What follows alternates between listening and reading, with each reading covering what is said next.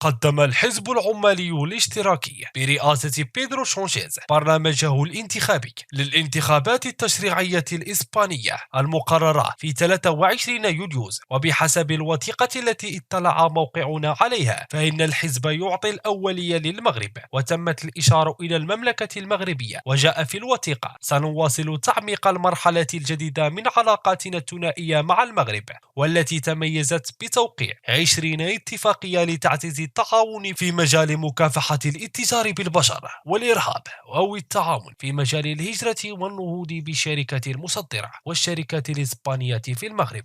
فيما يتعلق بقضية الصحراء، جدد الاشتراكيون التزامهم بدعم المبعوث الشخصي للأمين العام للأمم المتحدة بهدف الوصول إلى حل مقبول للطرفين في إطار الأمم المتحدة. سوف نحافظ على المساعدات الإنسانية للسكان الصحراويين في المخيمات كما فعلنا دائما.